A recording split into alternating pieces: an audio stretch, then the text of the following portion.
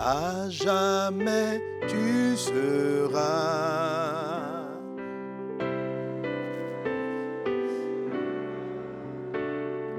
L'agneau sur le trône, l'agneau sur le trône, je fléchis les genoux.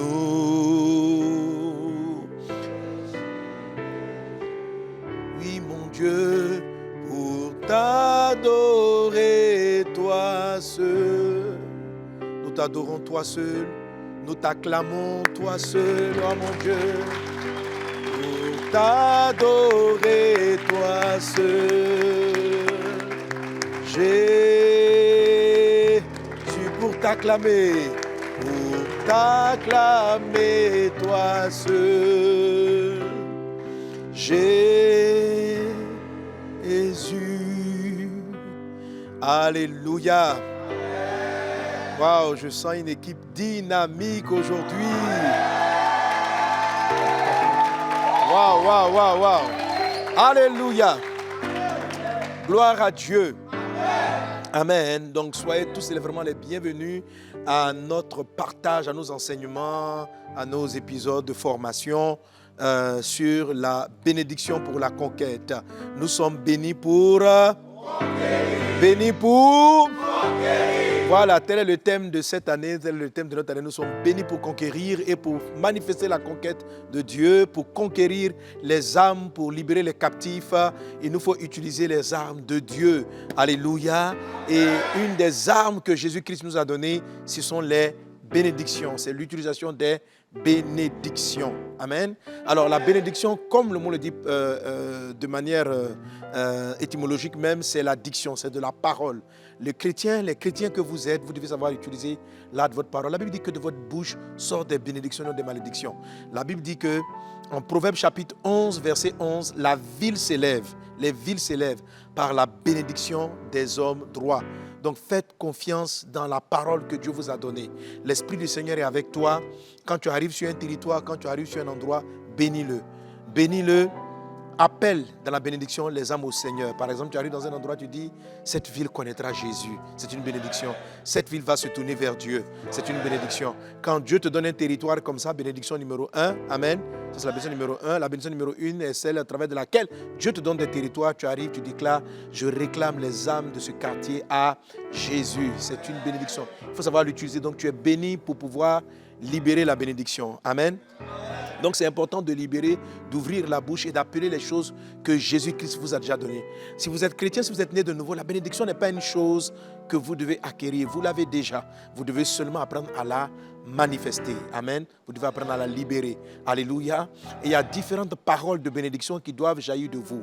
Si vous ne le faites pas, si vous n'utilisez pas, vous allez fonctionner comme s'il y avait une malédiction qui agissait dans votre vie. Tout pouvoir est en Christ et Christ est en vous. Amen. Si vous n'utilisez pas vos paroles pour libérer la bénédiction, pour libérer les bénédictions, ça sera compliqué. Le monde entier est sous la puissance du malin. Le monde entier est sous la puissance du diable. Les nations entières sont sous la puissance du diable. Et le mal ne fait que s'amplifier. Les gens sont il y a de plus en plus de personnes qui souffrent de la drogue, qui souffrent de dépression, de plus en plus de personnes qui sont angoissées. Là, en ce moment, les prix augmentent. Il y a beaucoup de choses. Les prix augmentent. La vie devient de plus en plus chère.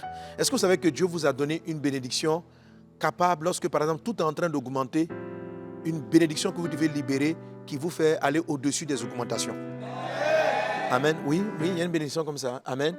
Voilà. Il y a 12 catégories de bénédictions. Donc, la numéro 1, ça vous permet de récupérer vos territoires de faveur, de les appeler et les âmes qui sont là-dessus, par exemple, de les gagner. Donc, c'est important dans la conquête des âmes. Amen. Ça, je l'enseigne souvent aux pasteurs. Je dis, quand vous êtes dans des villes, par exemple, montez sur le toit très tôt le matin dans la prière et puis appelez vos brebis. La Bible dit, mes brebis entendent ma voix et elles me suivent. Amen. La brebis entend la voix du berger. Donc, il faut les appeler dans la prière. Alléluia. Il faut les appeler. Il faut dire, oh Seigneur Jésus. Vous voyez, la Bible dit que Satan a réclamé Pierre. Donc, quand Satan a réclamé les disciples, donc, elle les a réclamés dans l'invisible. Il y a eu comme une tentation qui est venue de laisser la main de Jésus et de le régner. C'est ce qu'ils ont fait. Et Pierre l'a régné par 3 fois. Mais pourquoi? Parce que Satan avait réclamé le mot dans réclamer, il y a clameur. Ça veut dire, clameur, c'est des voix. C'est des voix. Donc Satan a envoyé des voix pour dire, Pierre, laisse Jésus, viens, Pierre, renie Jésus. Donc ça sonnait dans l'invisible et dans le subconscient de Pierre, certaines dispositions étaient mises en place qui l'ont affaibli face à la tentation. Ok? C'est comme ça. Donc tu peux aussi appeler les brebis, entendre la voix du berger. Tu peux appeler pour dire, Seigneur Jésus, tu as des âmes nombreuses dans cette ville. Dans ton nom, nous les appelons au nom de Jésus. Alors, votre voix de bénédiction va porter, si vous êtes dans le territoire que Dieu vous donne, ça c'est la bénédiction numéro 1. La bénédiction numéro 2, c'est la bénédiction de la fécondité. La numéro 3, c'est celle qui vous permet de ne manquer de rien. Donc, par exemple, vous êtes dans un territoire, vous n'avez pas de ressources. Ok, vous êtes on dit que tu es dans la galère. La galère est neutralisée par des bénédictions. Amen. Elle est neutralisée par des bénédictions. Voilà, il faut parler. Dieu fait toutes choses par sa parole. Il faut déclarer, l'Éternel est mon berger, je ne manquerai de rien. Donc je ne peux manquer de rien. Je ne peux pas être dans la pauvreté. Donc il ne faut pas confesser la réalité, il faut confesser la vérité. Et la parole de Dieu, c'est que Dieu n'a pas dit qu'il n'y aura pas de circonstances difficiles, mais il dit tu ne manqueras de rien parce que Dieu est ton berger. Ça, c'est la bénédiction numéro 3. C'est une bénédiction. La bénédiction numéro 4, amen, etc. Tu seras béni à ton commencement, tu seras béni à ton arrivée, tu seras béni à ton départ. Donc quand par exemple tu prends un projet que tu commences, confesse et déclare, j'atteindrai le but, je réussirai par Jésus. Ça, tu es en train de déclarer les bénédictions type numéro 4. Amen.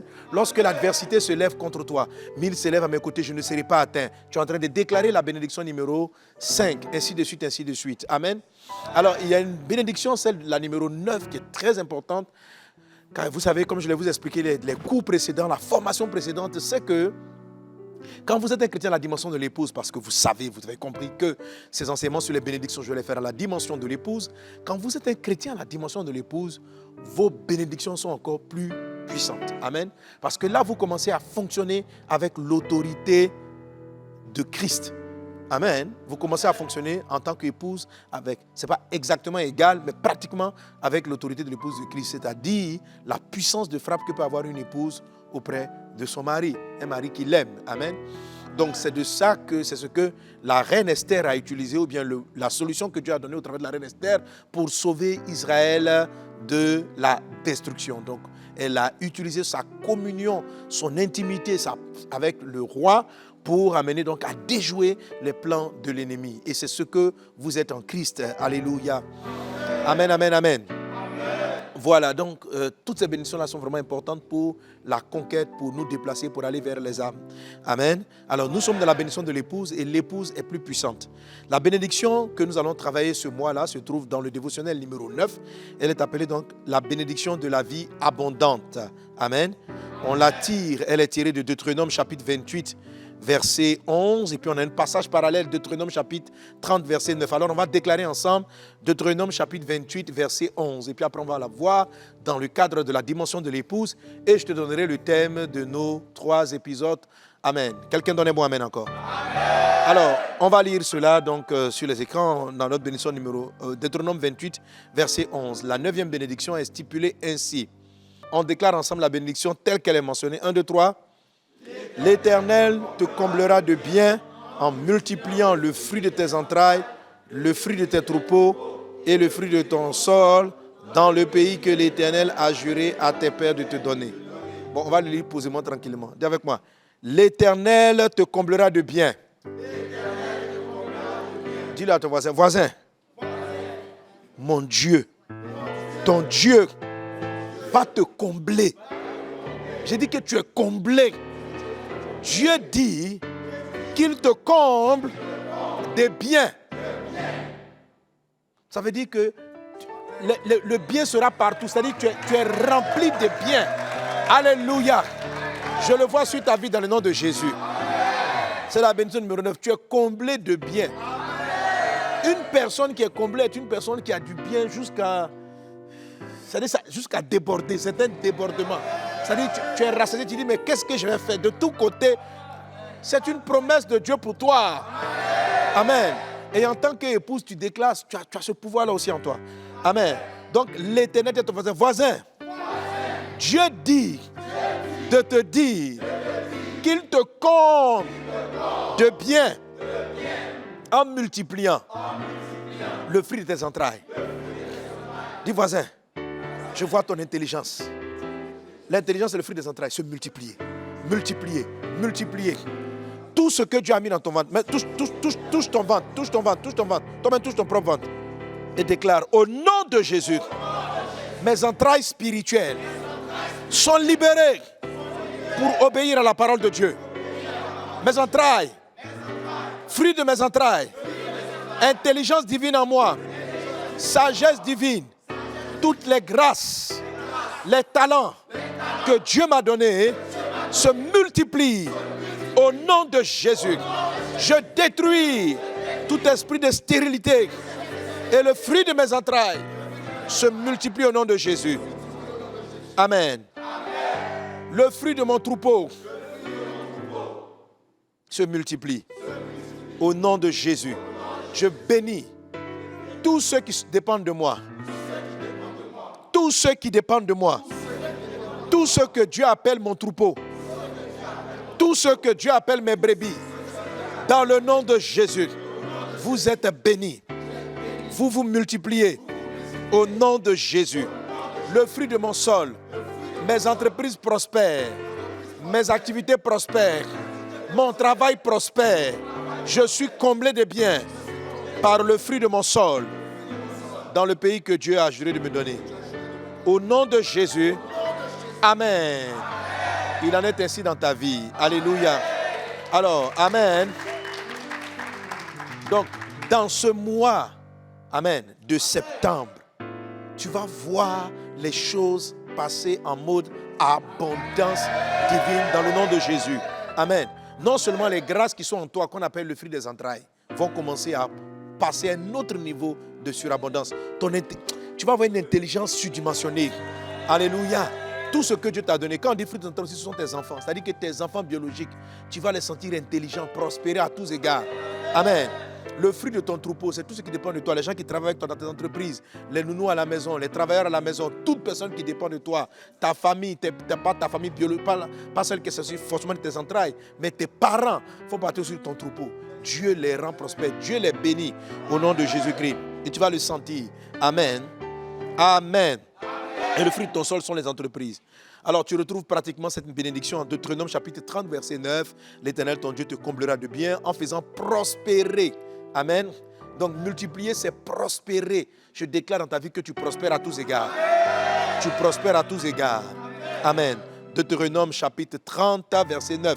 L'Éternel ton Dieu te comblera de bien en faisant prospérer tout le travail de tes mains, le fruit de tes entrailles, le fruit de tes troupeaux, le fruit de ton sol, car l'Éternel prendra de nouveau plaisir à ton bonheur, comme il prenait plaisir à celui de tes pères. Alléluia. Gloire à Dieu. Donc tu es comblé de bien. Amen, amen. Gloire à Jésus. Alors vous voyez avec moi que c'est une bénédiction qui est vraiment importante. C'est une bénédiction qui est importante et il faut vraiment la saisir. Il faut la saisir. Alléluia. C'est la bénédiction de la prospérité, comme Dieu vous le montre dans Deutéronome chapitre 30 verset 9. C'est la bénédiction de l'abondance. C'est la bénédiction de l'abondance. C'est-à-dire les choses que Dieu va te donner vont venir en grande quantité. Grande quantité. C'est-à-dire si tu as de l'argent, tu n'auras pas petit argent. Ça sera beaucoup. Amen. La joie, ça ne sera pas une petite joie. Beaucoup de joie. La santé, ça ne sera pas une petite santé. Beaucoup de santé. Amen. Il en est ainsi dans le nom de Jésus. Alors dans la pratique, qu'est-ce que ça signifie? Dans le Nouveau Testament, on retrouve plusieurs passages qui parlent de cette bénédiction, tels que ce que je viens de citer. Tu seras béni à tous égards, et tu vas sois béni à tous égards et prospère à tous égards, comme prospère l'état de ton âme. Amen. La prospérité, c'est-à-dire avoir au-delà même de tes besoins, avoir en grande quantité. Jésus en parle en Jean chapitre 10, verset 10. Il dit ceci: le voleur ne vient que pour dérober, égorger et détruire. Moi, je suis venu afin que les brebis aient la vie et qu'elles soient dans l'abondance. Amen. Le voleur ne vient que pour dérober, égorger et détruire. Moi, je suis venu afin que les brebis aient la vie et qu'elles soient dans l'abondance. Alléluia. Amen. Alors, Jésus-Christ est venu pour que les brebis aient la vie. Il dit cela, les brebis aient la vie. Dis avec moi, j'ai la vie. J'ai la vie. Est-ce que vous avez la vie éternelle? Quand nous croyons en Jésus, nous avons la vie éternelle. Amen. Tout chrétien qui est né de nouveau le croit. C'est ce qu'on confesse, c'est ce qu'on déclare. Je suis né de nouveau, Christ est dans ma vie, je suis sauvé. Quelle vie il nous a donné? On a la vie éternelle. On a la vie Zoa Nyonyos. C'est ce qui est en toi. Amen. Mais là où il est difficile pour certains chrétiens d'accepter, c'est la deuxième partie du verset. Il dit, je suis venu afin que les brebis aient la vie et la vie en abondance. Ou dans d'autres versions, comme dans Louis II, qu'ils aient la vie et qu'elle soit dans l'abondance. Donc Jésus n'est pas venu simplement pour que nous ayons la vie, mais il faut que la vie aussi soit abondante. Que la vie soit abondante. Amen. Amen. Alléluia. Alors concrètement, ça veut dire quoi? Amen. Donc la vie divine est en toi. Dis Amen. Amen. Alors la vie divine, c'est ce qui te donne la vie éternelle. Alors lorsque la vie éternelle est en toi, abonde. Ça c'est ta bénédiction. Quelqu'un qui abonde de vie éternelle. En fait, parce que l'abondance n'est pas pour toi-même. L'abondance, pour voir tes besoins, mais Dieu passe par là aussi pour voir aux besoins d'autres personnes. Alléluia. Amen. Aussi loin qu'ira les personnes que tu vois, Dieu pourra les combler au travers de toi. Donc, quand quelqu'un a la vie éternelle en abondance, c'est un gagneur d'âme. Amen. C'est-à-dire, non seulement il est sauvé, mais la vie jaillit de lui et sauve des personnes. Ce qui va se passer, c'est que vous serez même couché dans votre lit. Et quand tu vas te réveiller, tellement l'onction déborde de toi. Quelqu'un vient se coucher après dans ton lit, il se réveille. Pendant qu'il est couché, il commence à pleurer sur ses péchés. Il pleure sur ses péchés. Il dit, mais je ne comprends pas. Je veux donner ma vie à Jésus. La vie passe en mode abondante. Alléluia. La vie passe en mode abondante. Amen. Je me souviens quand je donnais ma vie, j'étais sauvé, j'évangélisais, mais je n'avais pas beaucoup de résultats. C'est comme si la vie n'était pas trop abondante. Et puis à un moment donné, après certaines expériences, j'ai commencé à sentir l'effet de la vie abondante. Dans l'école où j'étais, il m'arrivait pour aller à la boutique par exemple, il fallait traverser l'endroit où les gens, il y avait un petit bar des étudiants. Donc quand chaque fois que je partais à la boutique acheter un petit truc, je passais à côté du bar. Et puis à un moment donné, il a commencé à arriver quand je passais là-bas, les étudiants qui étaient en train de boire, en train de fumer, il y en a qui venaient, qui quittaient leur bar, venaient vers moi, se mettaient à genoux pour dire, il faut prier pour moi. Je vais arrêter tous ces trucs-là. Et ils se répondaient. Je dis, mais qu'est-ce que... Ça dit que simplement du regard, amen, les gens voulaient se tourner vers Jésus. Alléluia. Ça dit que non seulement la vie te remplissait, mais la vie passait, la vie était entrée en mode abondante. Amen. Dans la vie que vous avez reçue de Jésus, vous avez reçu la santé. Alléluia. Avoir la bénédiction numéro 9, c'est en fait que la santé qui est en toi jaillit maintenant et elle se communique aux autres. Donc la santé devient abondante. Elle n'est plus simplement localisée à ta personne. Elle jaillit de toi. Elle devient abondante. Jésus a dit, c'est quelqu'un a soif qui vient après moi. Des fleuves d'eau vive couleront de son sein. Dans ce mois de septembre, et par ta bénédiction numéro 9, la santé jaillit de toi. La vie éternelle jaillit de toi. Les gens qui s'approchent de toi, tes amis se tournent massivement vers Jésus. C'est le mois où tu gagnes beaucoup d'âmes au Seigneur. La santé jaillit de toi. Et la santé divine touche les vies et les gens se tournent vers et guérit les malades. Amen. Tu as reçu le don de guérison. Jésus a dit, vous imposerez les mots malades et les malades seront guéris. Il n'a pas dit ça simplement aux pasteurs. Il les a dit à tous. Mes fils et mes filles dans la foi, allez prier pour les malades. Laissez la vie abondante jaillir de vous. Guéris les malades. Prie, cherche la foi du Seigneur, dis Seigneur, j'ai besoin de ta grâce. Les gens souffrent dans leur corps. Moi, j'ai la vie en moi. Je pars et je vais prier pour ces personnes-là. Et tu vas voir, les gens seront guéris. Ça s'appelle la santé. Dans la vie éternelle, il y a la santé. Alléluia. Mais la santé abondante. Amen. Dans la vie éternelle, il y a la paix. Christ nous a donné la paix. Il dit, je suis venu afin que mes brebis aient la vie et qu'elle soit dans l'abondance. Il nous a donné la paix. Amen. Mais la paix peut être abondante. Jésus pouvait dire aux disciples, quand vous allez entrer dans une maison, faites reposer votre paix dans cette maison. Dites que la paix de Dieu soit là. Ce n'était pas une parole simplement de salutation. Parce que Jésus dit ceci, si la maison ne vous reçoit pas, que votre paix retourne à vous. Parce que donc la paix là, c'est comme du matériel. Quelque chose que tu peux laisser, quelque chose que tu peux récupérer. Amen. Alors, quelqu'un a la paix de Dieu en lui. Il peut la donner parce qu'elle est abondante. Tu es riche de paix. La bénédiction numéro 9 va se manifester. Si tu es dans une maison où les gens se battaient, monsieur et madame se battent, les parents sont toujours en guerre, ta seule présence fait jaillir la paix de Dieu et la paix revient dans la maison. Alléluia. Si tu te promènes avec une personne qui était sur le point de mettre fin à ses jours, à cause de la paix de Dieu qui t'envahit, lorsque la paix rentre dans la vie abondante, la personne arrive, elle commence à pleurer, elle dit, frère, il faut que je te parle. Tu dis pourquoi? Elle dit, j'étais sur le point de me suicider. Lorsque j'étais encore étudiant, il y avait une fille à l'école qui était très belle, qui sortait avec une célébrité dans le monde du football. Et On était dans une grande école. Donc la fille, elle n'était pas ivoirienne, elle sortait avec une célébrité du monde du football qui était même venue à l'école, il sortait avec elle. Un gars très riche, donc la fille avait beaucoup de moyens. Et apparemment aussi, ses parents, dans son pays d'origine, étaient très riches. Et donc elle voyait, elle donnait l'argent aux étudiants, ils allaient en boîte. Vraiment, en tout cas, si tu étais dans ces 2 mètres, tu avais l'abondance. Selon les hommes, quoi. Et puis, un jour, je la rencontre et l'esprit me parle d'elle. Il dit, tu vois cette fille-là, elle veut se suicider. Il dit, hein? La fille qui est toute en train de rire, joyeuse, tous les garçons tournent autour d'elle, les filles sont là parce qu'elle a les moyens. Je me dis, mais elle a tout ça, mais elle est malheureuse. Elle n'a pas la paix. Et elle veut mettre faire un séjour. Et puis je l'ai approchée. Je lui ai dit, mademoiselle, je ne sais pas, mais je crois que vous vous déprimez, vous voulez me faire vos jeux. Puis elle a souri. Genre, elle s'est suicidée. Je dis, hein? Non, André, tu m'as menti alors. Et puis je l'ai laissée. Et un jour vers minuit, parce qu'on est dans la chambre d'étudiants, chacun est seul. Vers minuit, j'entends quelqu'un fermer ma porte. Boum, boum, boum, boum, boum. Tout, tout, tout.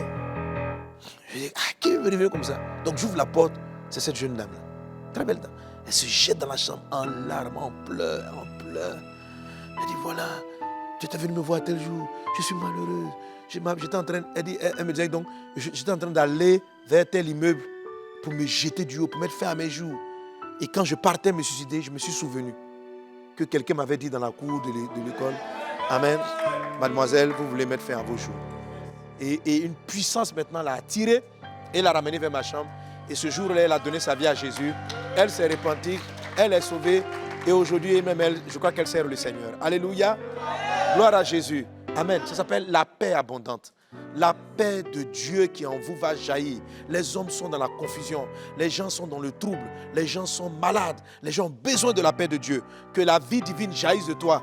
Et que la paix de Dieu illumine, éclaire, remplisse ta maison. Les gens qui sont dans la confusion, les personnes qui sont malades, les personnes qui sont abattues, que la paix que Jésus t'a donnée jaillisse de toi et qu'elle puisse illuminer la vie de tous ceux qui sont proches de toi. Alléluia. L'abondance est indispensable. L'abondance est nécessaire. L'apôtre Jean dit, il dit prospère à tous égards.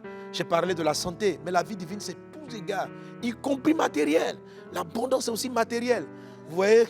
Mais je ne vais pas commencer par le matériel, parce que très souvent, lorsque les gens parlent de prospérité, ils se focalisent sur l'aspect qui est une conséquence de la vie dans l'abondance. Alléluia. Il dit prospère à tous égards comme prospère l'état de ton âme. Donc, si mon âme prospère par rapport à la vie divine, ça va réjaillir sur tous les aspects de ma vie. Amen. Donc, dans mon travail, je vais connaître de la promotion, je vais être abondamment dans mon travail, je vais être abondant dans ma famille, la vie abondante sera dans ma famille, la vie abondante sera dans mes finances, la vie abondante sera dans ma maison. Quand vous rentrez dans la maison d'une personne qui a la vie abondante, la maison est illuminée de paix. C'est-à-dire vous rentrez, vous sentez la joie. Vous rentrez malade, vous ressortez guéri. Vous rentrez abattu, vous ressortez restauré, relevé. Que ta maison soit une maison d'abondance divine dans le nom de Jésus-Christ. Que tous ceux qui seront dans l'abattement, dans la pauvreté, lorsqu'ils arrivent chez toi, trouveront sur la vase d'honneur. Je déclare sur toi dans le nom de Jésus que chaque communauté vase d'honneur soit une source de vie abondante. Chaque fois qu'une personne mettra les pieds, elle arrive même, je nous vois entrer dans cette dimension, elle met le pied dans la cour, la vie divine la touche. Je vois des gens qui passent, dès l'instant où ils passent devant votre clôture, ne mettez dans sa voiture, la vie abondante jaillit de l'église. Et va le trouver dans sa voiture pour lui parler de la paix de Dieu. Le gars garde sa voiture, il dit, je ne sais pas, mais chaque fois que je passe à côté de ce bâtiment, je me sens joyeux, j'ai la paix. C'est-à-dire que quand j'arrive, je peux être triste, mais dès que je rentre dans le rayon de votre bâtiment, je sens la joie et dès que je le dépasse, la tristesse revient. Le monsieur, à force de passer là, il va se dire, mais qu'est-ce qui se passe dans cette zone? Et il descend dans la zone, il arrive là-bas, alléluia. On lui dit donc que c'est une église qui est ici. Il dit, waouh! Que, frère, la paix de Dieu ne soit plus simplement dans nos 4 murs.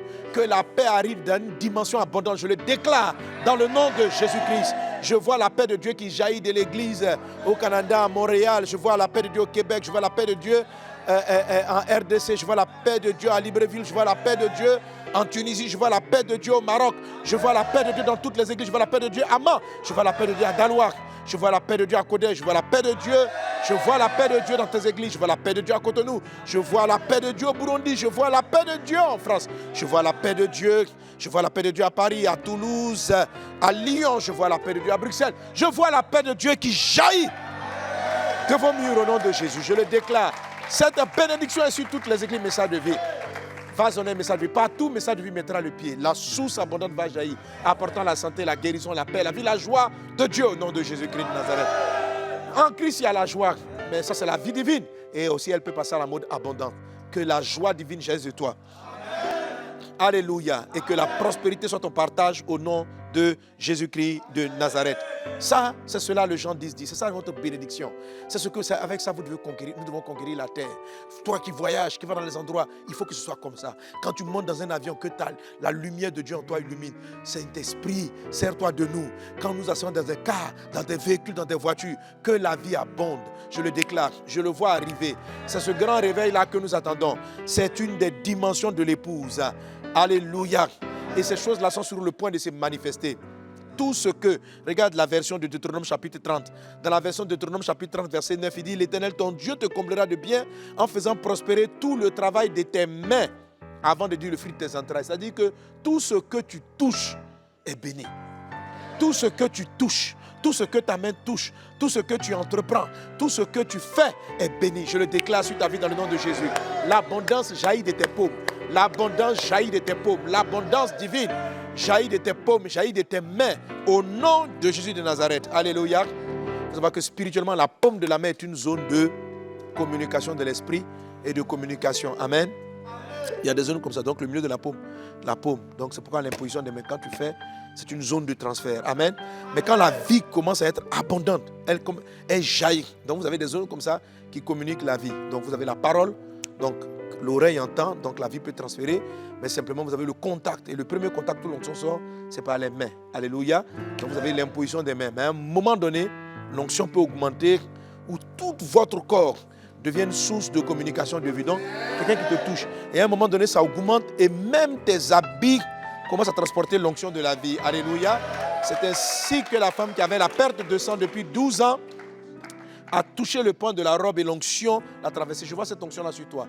Je sens que dans cette onction, ton habit même transporte la gloire. Ton habit transporte l'onction. Ton habit transporte l'onction. Alléluia.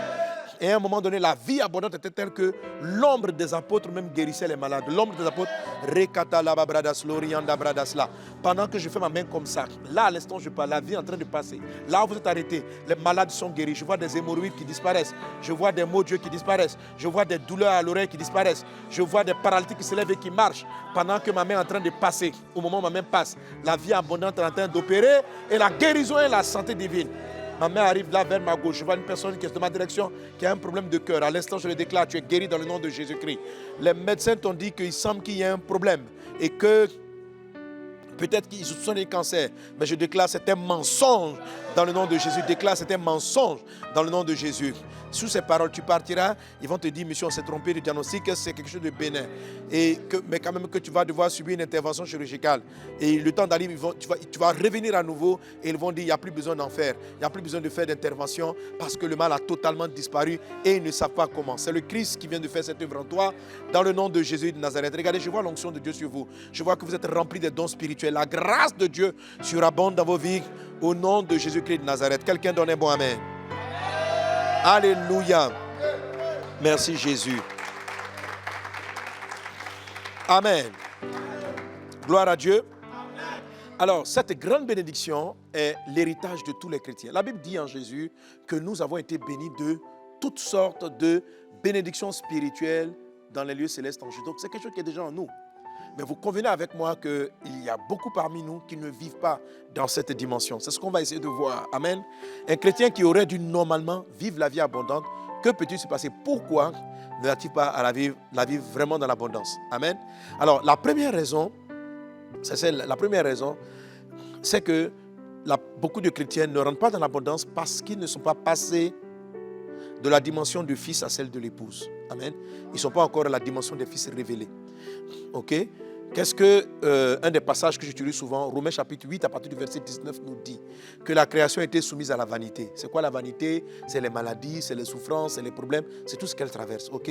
Mais ce qu'elle attend, c'est que les fils de Dieu soient révélés, ou c'est une version qu'ils soient manifestés. Amen. C'est-à-dire que la manifester, c'est quoi? C'est-à-dire que la vie qui est en nous doit pouvoir jaillir. Amen. Donc, il dit la création attend que les fils de Dieu soient révélés. Donc, en grande majorité, la vie divine qui est dans les chrétiens n'est pas révélée. En grande majorité. Amen. Donc, cette vie divine-là n'étant pas révélée, ça fait que il y a certains qui sont enfants, donc ce n'est pas révélé. Il y en a d'autres qui sont simplement des fils, mais des fils qui ne sont pas encore passés en mode manifestation. Alléluia. Amen. Donc, c'est aussi la création attend-elle avec un ardent désir la révélation des fils de Dieu. Donc, il y a des choses révélées, et il y a des choses, cachées qui doivent être révélées. Et révéler, c'est rendre visible. Et ça, c'est la malédiction de la vie abondante. Il dit, je suis venu pour vous donner la vie. Amen. Et la vie en abondance. Donc, la vie, elle est en toi. Mais lorsqu'elle va passer de manière abondante, elle va servir aux autres. Donc, plusieurs s'arrêtent au niveau de « Je suis venu afin que les brebis aient la vie ». Ils ont la vie. Leurs péchés ont été effacés, ils vont au ciel. Jésus les a guéris, Jésus les a sauvés. Mais ils ne passent pas au niveau de l'abondance de la vie. Donc, la vie n'est pas manifestée. Qu'est-ce qui peut faire en sorte qu'une vie d'un chrétien reste handicapée, reste atrophiée? Et ce qui est triste dans cela, c'est que Jésus a dit des fleuves d'eau vive. Parce que la vie divine est un fleuve. La vie divine est un fleuve. C'est-à-dire que c'est quelque chose qui doit couler. C'est comme de l'électricité. Donc, si la vie divine, vous êtes la source de la vie.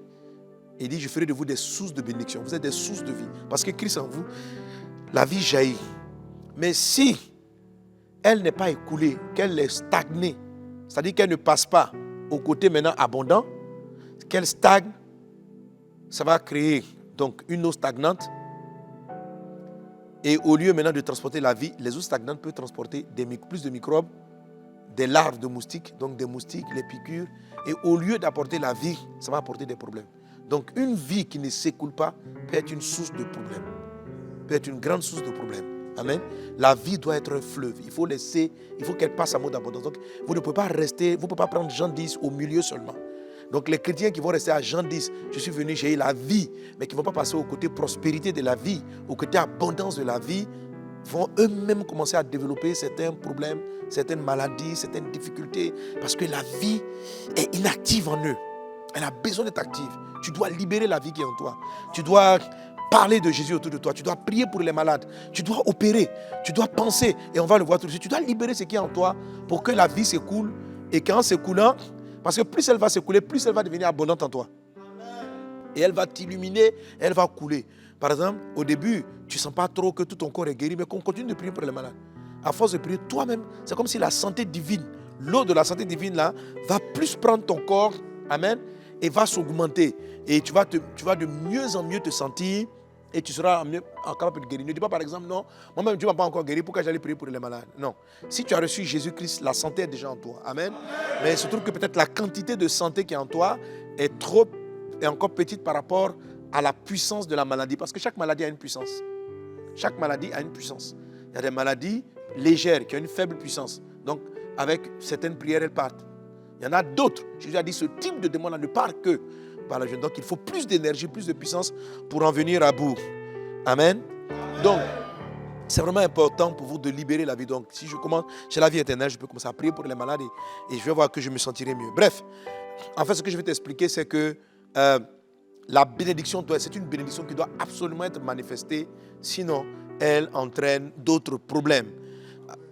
Et Satan le sait très bien. C'est pourquoi un des ennemis donc, de cette bénédiction, c'est bien sûr le voleur. Le Jean 10 que j'ai cité tantôt, qu'on a cité, dit, le voleur ne vient que pour dérober, égorger et détruire. Moi, je suis venu afin que les brebis aient la vie et qu'elles soient dans l'abondance. Donc, afin que les brebis aient la vie et qu'elles soient dans l'abondance, est précédée par une expression qui est relative, qui parle du diable. Donc, le voleur ne vient que pour dérober, égorger, détruire. Donc, un des buts de Satan, c'est empêcher que tu aies la vie. Amen. En volant ce que tu as. Il vole. C'est-à-dire qu'il te prive d'une chose qui t'appartient. Alléluia. Et on va voir de quoi est-ce que Satan peut te priver qui va empêcher l'abondance de se manifester. En fait, il ne peut pas. Mais c'est toi qui vas te laisser voler. Et je prie dans le nom de Jésus que tout ce qui t'a été volé te soit restauré dans le nom de Jésus-Christ. Amen. Le voleur ne vient que pour dérober. Le voleur vient pour égorger. Donc une autre fonction du diable, c'est égorger. ça veut dire tuer.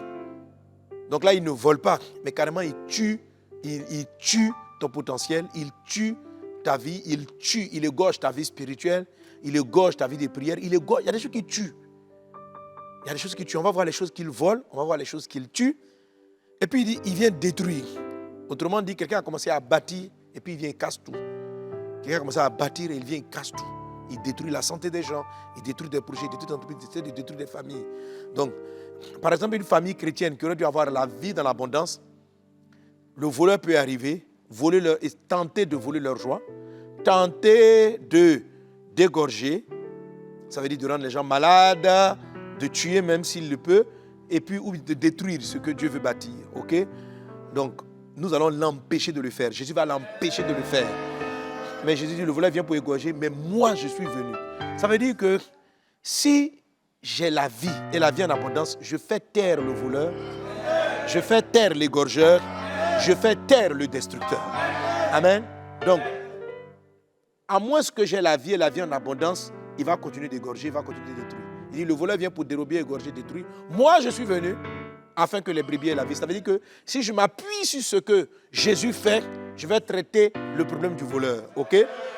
Donc, qu'est-ce que Jésus me donne pour ne plus qu'il vole, pour ne plus qu'il égorge, pour ne plus qu'il détruise? Jésus me donne la vie, hein? Et Jésus me donne la vie en abondance. Donc, un chrétien qui manifeste seulement la vie, mais pas l'abondance de la vie, c'est pas sûr qu'il ait le triomphe sur tous les pièges de l'ennemi. La vie va lui donner le triompher de certaines choses du voleur, mais peut-être que certains niveaux de vol, certains niveaux pourront l'intimider, pourront l'atteindre. Il faut manifester la réponse de Dieu dans son entièreté. Avoir la vie éternelle, mais la vie éternelle aussi en abondance. Que cela soit ton partage dans le nom de Jésus. Alors, pour terminer cet épisode ou cette session, un exemple pratique. Par exemple, comment j'ai vu Satan voler la joie. Le frère a donné sa vie à Jésus et il est dans la joie. Tu as donné ta vie à Jésus, tu as la paix de Dieu dans toi. Mais tu ne veux pas passer à la phase abondante. C'est-à-dire, prier pour ta famille, pour que la paix que tu as, il l'ait. Prier pour ta famille, leur parler de Jésus. Parce que c'est pour que la vie quitte pour entrer en eux, il faut qu'eux aussi entendent la parole. Alléluia. La parole est la première manière de communiquer la vie. Ok? Si tu dois commencer à être fidèle à la parole pour que même ton silence même aussi évangélise. Amen. Parce que la vie peut être tellement abondante que même tu es calme et puis les gens autour de toi se convertissent. Mais tous ceux pour arriver à cette dimension-là, ils ont d'abord ouvert la bouche. Et c'est à force d'ouvrir la bouche que l'abondance à un moment donné même de la vie est rentrée même dans leur gestuelle. Amen. Donc en les regardant simplement, tu veux donner ta vie à Jésus. Alléluia. Gloire à Dieu. Je me souviens, il y avait un comédien là, moi en tout cas, je trouve qu'il est le plus grand comédien, Louis de Funès.